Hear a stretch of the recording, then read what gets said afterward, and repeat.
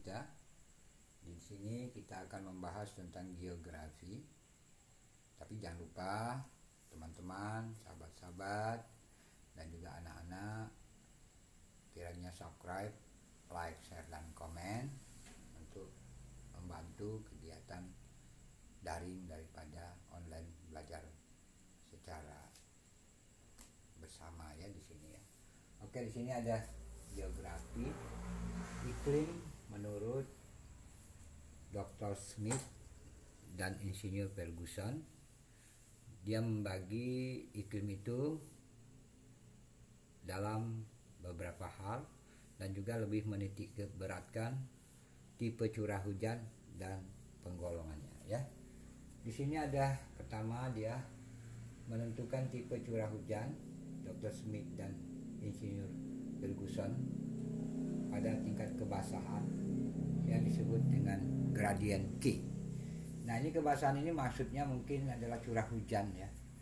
Jadi kan pada bulan-bulan tertentu pasti ada hujan dan juga ada kemarau ya. Nah, untuk menentukan nilai Q, beliau merumuskan Q banyaknya jumlah bulan kering per banyaknya bulan basah. Tentu di dalam satu tahun itu ada curah hujan dan juga ada kemarau dikali 100%. Yang kedua,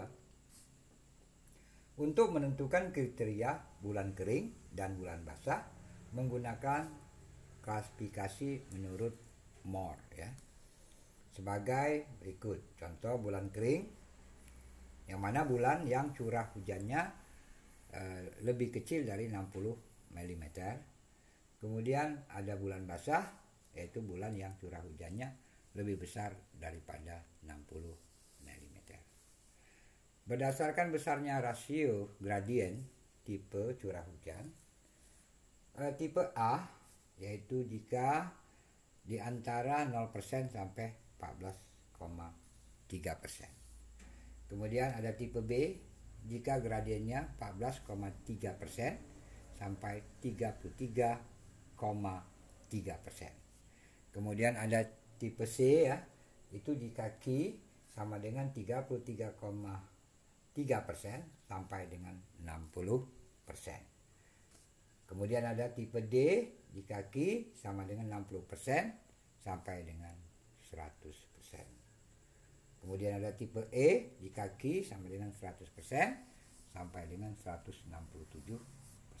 Kemudian ada tipe F jika Q sama dengan 167% sampai dengan 300%. Tipe G jika Q-nya, gradiennya maksudnya, sama dengan 300% sampai 700%. Tipe H jika Q sama dengan lebih dari 700%. Nah, ini merupakan rasio Q1 ini tentang curah hujan dan perhitungannya beliau menggunakan klasifikasi menurut Moore ya.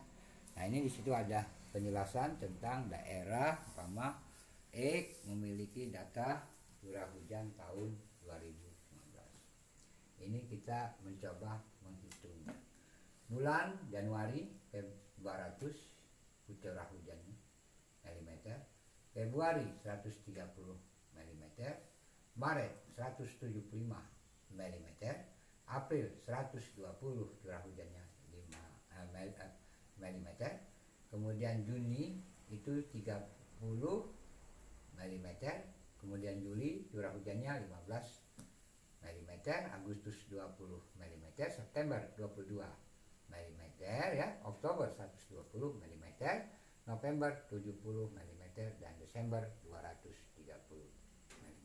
Nah, di sini sudah kita lihat bahwa ada jumlah bulan kering.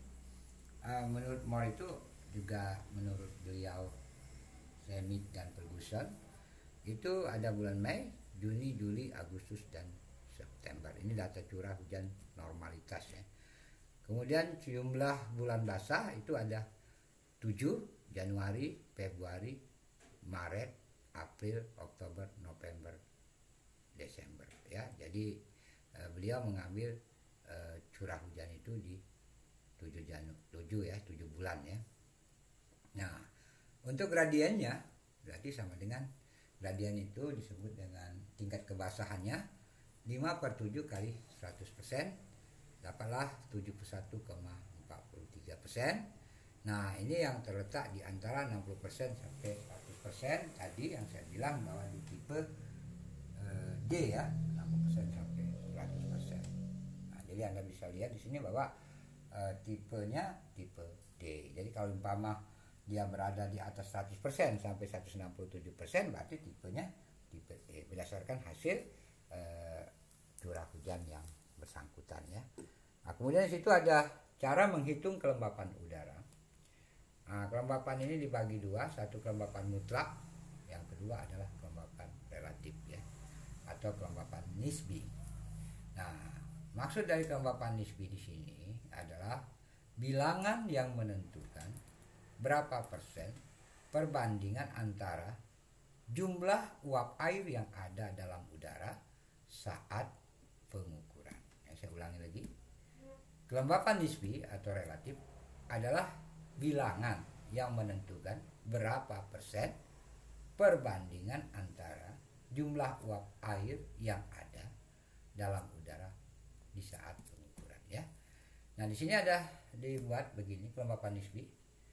Ada kelembapan mutlak udara per nilai jenuh udara dikali 100% ya. Perhatiin di situ ya. Nah, ini Bapak ada contoh. Suatu udara di sebuah ruang laboratorium dengan ukuran 3 kali 3 kali 3 meter. Berarti ukuran mungkin panjang, lebar, dan tinggi ya. Sehingga bervolume 27 meter pangkat 3 karena kalau dikali kan. Mengandung uap air sebanyak 360 gram. Nah, ketika pada suhu 21 derajat Celcius dia mengandung uap air sebanyak 18,5 gram. Nah, maka kita cari kelembapan mutlaknya dulu 360 gram per 27 meter pangkat 2. Berarti dapatlah 13,333 gram per meter pangkat 3. Nah, kemudian setelah dapat kelembapan mutlak sebesar 13,33, maka kelembapan relatifnya ya. Jadi kali 100% jadi 72% ya. Oke ya, demikianlah mungkin yang bisa kita lihat.